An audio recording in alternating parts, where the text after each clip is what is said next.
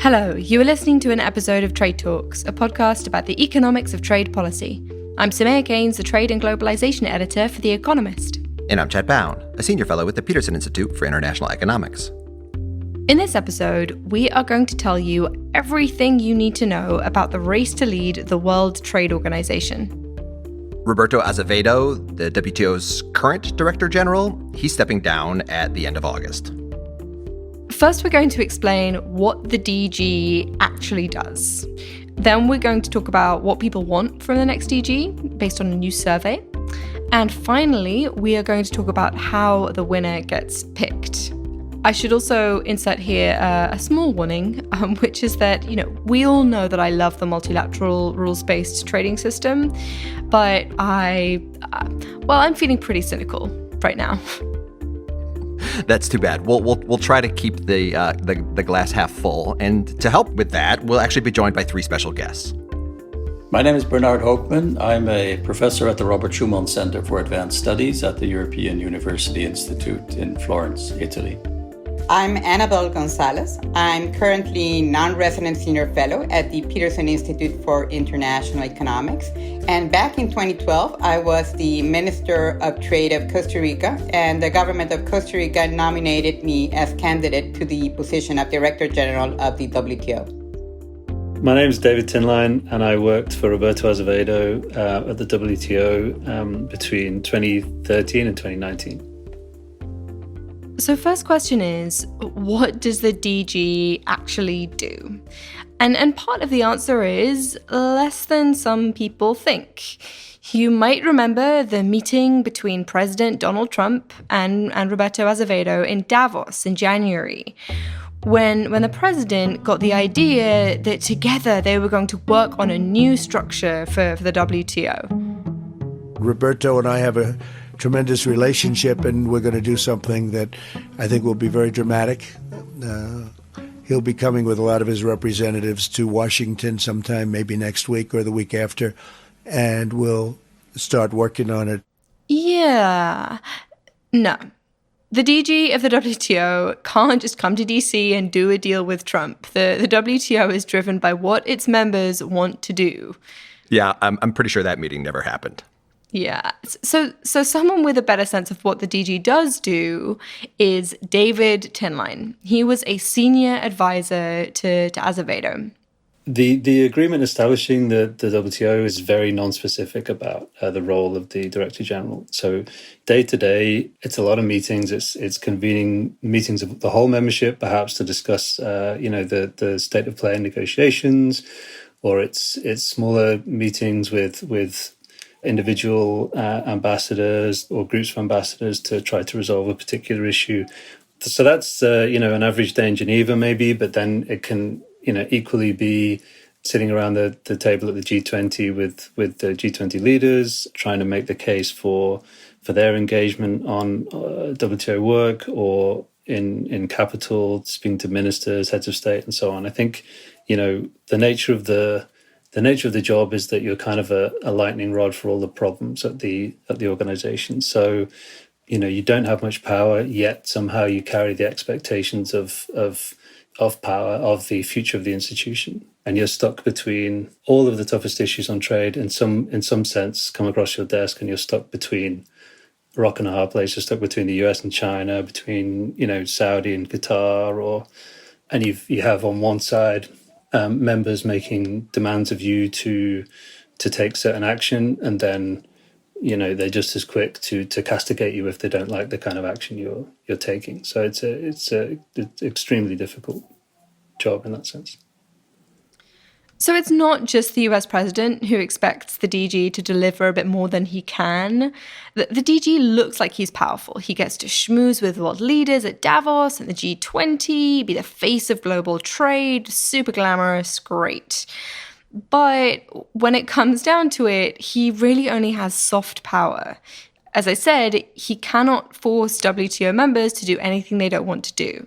So it is a perennial problem for the WTO, or frustration that we have that people expect that the WTO can solve the problems that are out there in global trade, or that the WTO can deliver trade agreements. That's it's not the Director General or the WTO Secretariat that has the power to do that.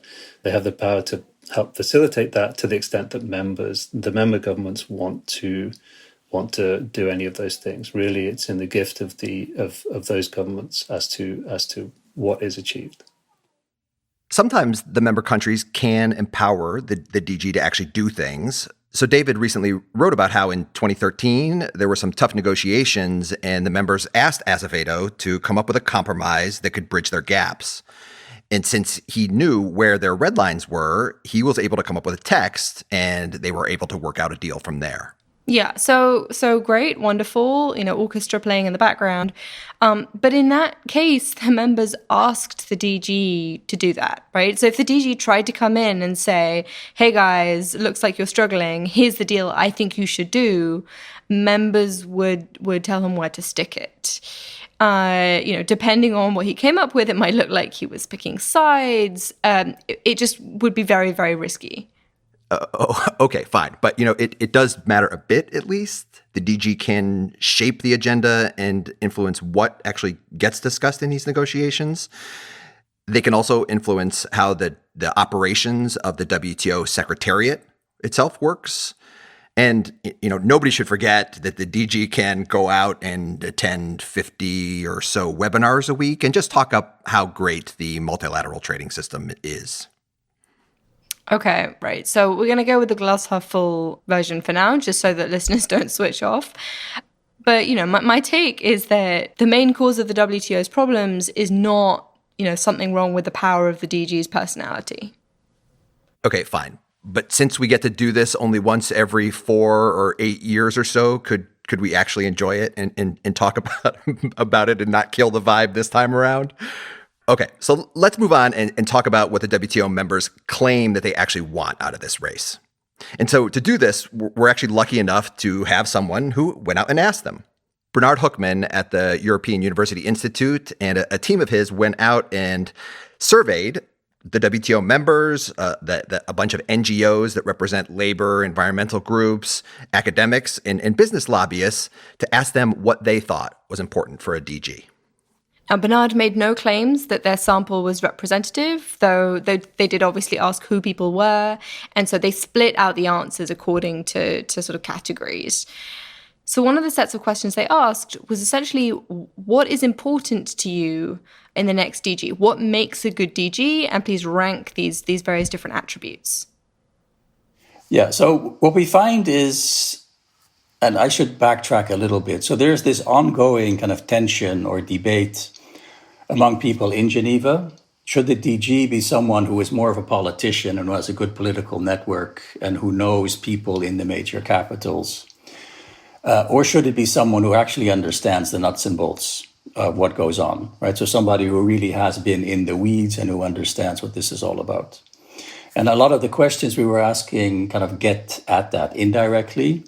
And what comes out, I think, quite strongly in terms of rank ordering of priorities that people put on different attributes is a pretty strong preference for politics and a political background, having political experience, knowing who's who in the major capitals of the large trading powers, and a bit to my surprise, someone who knows something about economics, right? So the kind of in terms of the background, a sense that we need someone who understands economics as well as the WTO business. So altogether, that set of answers might favor the Nigerian candidate, Ngozi Konjo-Iweala, and she was the former Nigerian finance minister. She's also been the managing director of operations at the World Bank. She's now chair of the board of Gavi, the Vaccine Alliance, and is the African Union's special envoy to mobilize international financial support for the fight against COVID-19. And I should say she's also an economist. People responding to the survey didn't seem to care much about whether the next DG was a woman. And they thought that being from a developed country was even less important. And so I think the context for that was there had been some whispers, that the thinking being that because Azevedo was from Brazil and because his predecessor, Pascal Lamy, was from France, that maybe the next DG would flip back and go back to being from a developed country. But it turns out the respondents weren't very interested in that line of logic. The respondents also valued regional diversity. In particular, the respondents from Africa thought that the next DG should come from somewhere that hadn't supplied a DG before, so from Africa. But most of all, respondents seemed to want someone who was competent. And there are a number of other candidates that could fit that bill, including Kenya's nominee, Amina Mohammed. She's from Africa. She's been a trade minister, and she chaired the WTO ministerial conference in Nairobi back in 2015. But we're not going to pick favorites at this stage. Okay, so moving on to other questions in the survey, and with all of the caveats about how much the DG can actually do, the survey asked what people thought that the priorities of the next DG should be. And, as WTO watchers will know, there's a lot of choice. There are multilateral negotiations about fish going on right now. Those are ones between all 164 members. There are also some smaller plurilateral discussions about e-commerce and investment facilitation. Those are just a set of members. You have the small matter that the appellate body, which is sort of part of the system of solving disputes, is kind of dead. And just FYI, we're in the middle of a pandemic. What gets the highest rank in terms of the set of options that we put on the table is to conclude the ongoing plurilateral negotiations. So on e-commerce, on investment facilitation, on domestic regulation of services. So that is the first order of business for the DG. The second order of business is to monitor what's going on in terms of COVID responses, policy responses, right? And here there was quite a bit of emphasis put on, a number of respondents put on monitoring in general, trade policy monitoring. But the COVID side of that is clearly ranked as something that everybody sees as a priority in the immediate future. And if you break that down by region, again, it's what I found interesting is that a lot of the African respondents put a lot of weight on this, right? And maybe one way to think about why that is the case is because these are countries that are essentially price takers. They don't have a lot of fiscal space to subsidize and to do all the things that we're doing in OECD countries. So apparently people in developing regions, in particular in Africa, are worried about what's going on in the rest of the world and what are the implications for them. So that's something that comes out quite strongly. But it's not just Africa specific. This is something that comes out of the whole sample. All of the respondents are very keen on the WTO doing more and focusing on, okay, so what actually is going on? And let's try and at least understand what countries are doing. I was a bit surprised at the emphasis on plurilaterals, because a lot of developing countries are not part of these discussions. A lot of delegations in Geneva are quite opposed to the whole concept of having plurilateral negotiations on issues. So the fact that, at least as far as our sample is concerned, and again, you need to worry about how representative that is. But again, it went to all WTO delegations. It went to we had quite a response rate from Africa. So the fact that these plurilaterals come out number one was a bit of a surprise to me.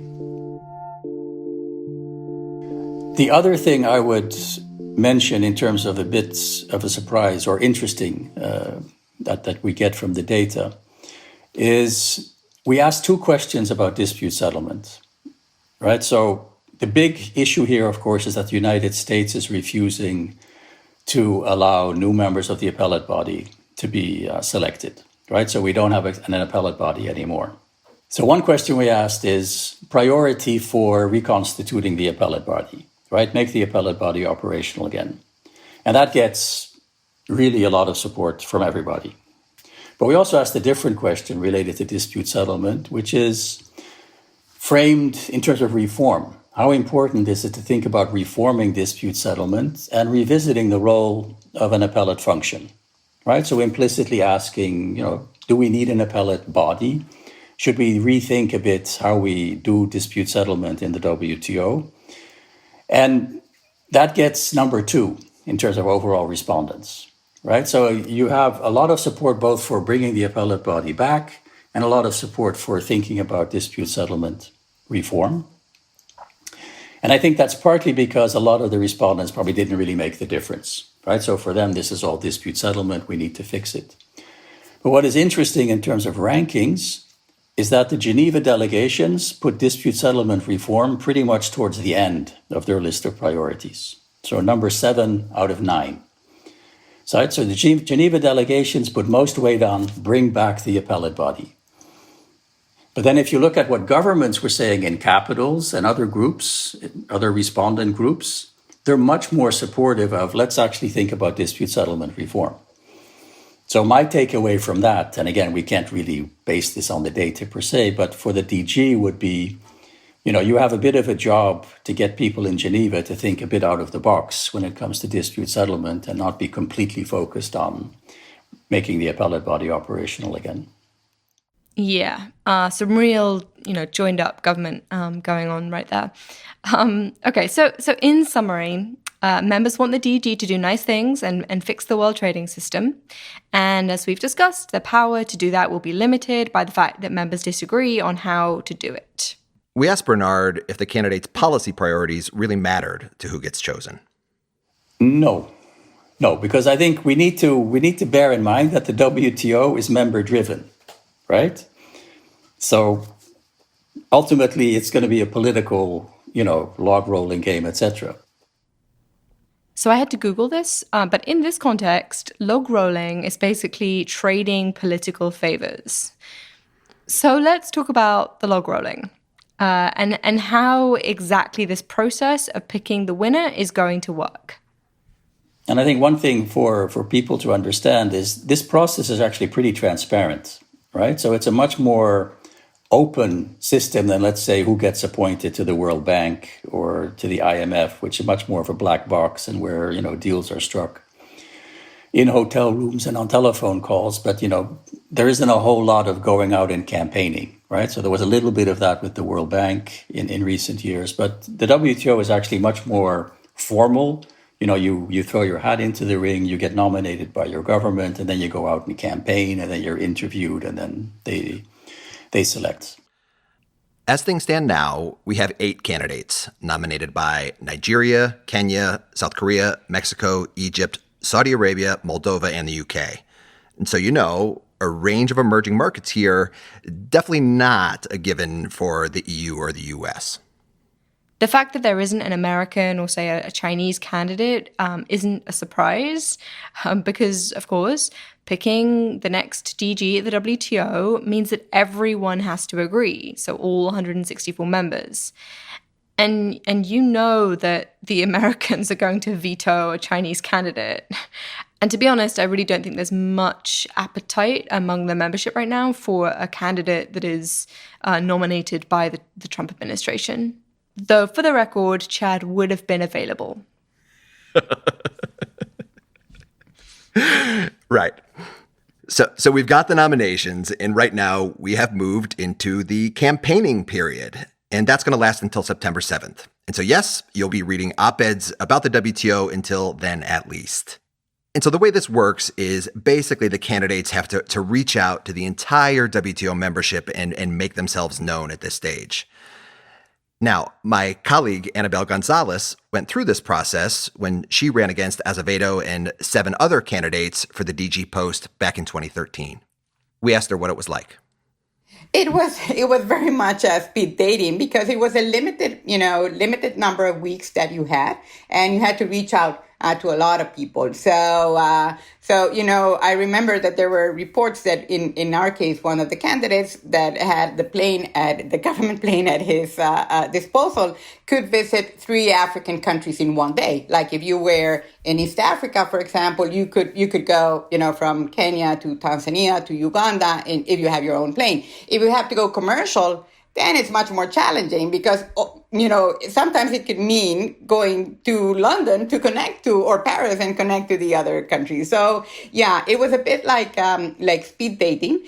Then, of course, you need to listen very carefully to what the country's priorities are. And I think there's one priority that comes across most countries, I would say, though it varies a bit, which is, the Director General should be an honest broker. And you will hear this phrase, over and over and over again in this process. And that is because it is true that is very much the nature of the role of the Director General. After the campaigning process, there are consultations. And basically, there are meetings convened. So one person, the chair of this process, consults with members and asks who they like, but more importantly, who they don't like. Well, one thing that when you're running as a candidate, one thing that you want to make sure is that you do not upset any one of the members, and I think that normally I guess good politics in every race. But in the context of very strong trade confrontations that we live in today, that may become even more relevant because I guess the challenge here is that a candidate wants to avoid being blocked by any one of the members, because the way in which the process works, you require, different governments to support you, but you also want to make sure that no one blocks you, because if they block you, then you will not be able to make it. Unlike other campaigns, I think what's really clear here is if you want to be the next DG, you just really can't annoy anyone. And unfortunately, that means that what the candidates say, in public at least, is mostly very, very boring. Yeah, basically they have to promise to champion the multilateral trading system, to fix the dispute settlement arm, to fix the negotiating arm, to listen to the members, and also make sure that everyone gets free hugs. Though, of course, when they come on trade talks, we're going to make sure that they talk about very, very interesting things. Yeah, and it's not as if those things are boring. It's just that we want to know how they're going to fix those things. And unfortunately, this process is just not designed for them to have to reveal any of those certain things. Now, obviously, as well as not annoying anyone, you also do need to get broad support. And that means winning over Europe, because each country in Europe gets one vote, and there's a lot of countries there, as well as Africa, where there's also a lot of countries. Looking back at 2013, we asked Annabelle about what Acevedo's strategy was, and she said that he basically ditched all of the kind of public events organized by think tanks where you're supposed to talk about stuff, and he spent a lot of time traveling around Africa, going to all of these capitals instead. And, given he won, clearly it paid off. So in this process, there is a certain amount of, block voting or sort of geostrategic voting. African countries are probably not going to support the South Korean candidate over any of the three African candidates. I guess this time there is a question about whether the three African candidates are going to be at a disadvantage because there are so many, because, you might split the vote maybe. There are a lot of politics involved here. The log rolling that Bernard was talking about, that can happen across different international institutions as well. And so one government might say, hey, I'll let you have your person for this position at this institution, maybe the WTO, if you let my person have the head of another institution, maybe, say, the OECD. There's another layer of politics that relates to the deputy director generals. So as well as the DG, there are 4 deputies, and there's this kind of unwritten rule that there is some sort of regional balance. So for example, it would be very difficult to have an American DG and a Canadian DDG. And so for the deputies right now, at the moment, there's a Chinese, a German, an American, and a Nigerian. And it's very possible that, the Chinese government might say block the South Korean candidate this time because they want to retain a DDG spot. I think the answer to all of this might be if we just had more dual citizenship people. I think that might solve this problem. We asked Annabelle what surprised her most about the process of picking a winner. I guess what surprised me most was the level of involvement at some point that presidents had in the process. I knew that this was an important position. The WTO is an important organization, but nevertheless, I thought it was going to be a process mostly guided by ministers. But at the end of the day, the involvement at a very high level, I think, also plays an important role. So this is why I'm so cynical about all of this. I mean, it sounds open and, great. The process does seem better than in other international institutions. But this isn't really a contest of ideas. It is going to get decided based on this process of log rolling? I personally think this is an exciting process. Look, the last time that we did this, there was even some spying involved. After the contest was decided back in 2013, there was a whole WikiLeaks, Edward Snowden kind of scandal where the New Zealand government was basically accused of surveilling the other candidates. They had their candidate in the mix, and they were spying on all the rest of them. Yeah, okay, chat. So I know that you're really excited about the sort of scandal that happened this time. So let's hear from Annabelle when we asked her about all the juicy information that the Kiwis were trying to steal.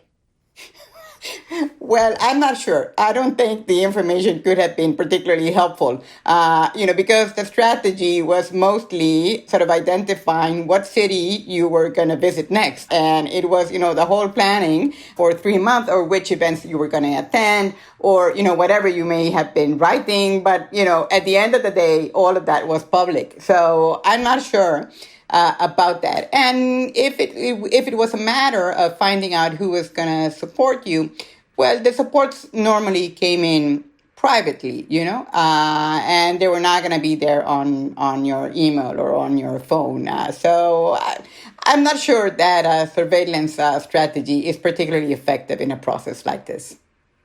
Well, I found it exciting anyway. Right. So before we go, we should say a little bit more about the candidates. We've already mentioned Kenya's Amina Mohammed and Nigeria's Ngozi Okonjo-Iweala. So according to Ladbrokes, there are clearly very deep betting markets here. Those two are two of the frontrunners. Then we have Abdel Hamid Mamdouh, an Egyptian technocrat who definitely knows his trade. And then there's Yoo Myung-hee, the South Korean trade minister, who's very well regarded as well, but faces some challenges getting the support of course, China and Japan from her region. There is Jesus Seade from Mexico. He is the only candidate to have already been featured on Trade Talks. He closed the USMCA, and reportedly there is a bumper sticker in the works saying only Jesus can save the WTO. I think that joke is one of those ones that only works written down. Okay. Next, we have Tudor Ulyanovsky from Moldova. I had not heard of him before this process started, but Alan Beattie at the FT was impressed by his performance. So I'd say he's, almost certainly going to win. Alan has great control over these matters. And then finally, we have Liam Fox from the UK. Okay. So a note to end on, which is that it is possible that this process could drag on for a really long time. In theory, the sort of guidelines say that they want a candidate by November at the latest, but if they can't agree, if the Americans block everyone or someone else blocks everyone, then it could stretch for even longer. If it goes on for years, actually, maybe even I won't enjoy it anymore. Okay, I think that is all for Trade Talks. A huge thank you to David Tinline, Bernard Hoekman at the European University Institute, and Annabelle Gonzalez at the Peterson Institute for sharing their expertise on WTO Directors General. Thank you to Colin Warren, our audio guy. And do follow us on Twitter. I'm at Samaya Keynes. And I'm at Chad Bown. And we're at @trade__talks. That's not 1 but 2 underscores, @trade__talks. Because when it comes to campaigns going on at the moment, 2 is better than 1. Wait, are you referring to the US presidential race? Yeah, I think I'd rather actually be following the WTO one than what's going on here in America right now. I have nothing to say to that. Hold on, I had one other joke that I wanted to insert here somewhere that I didn't get to. Okay, I'm under a blanket and the air conditioning's off. All right.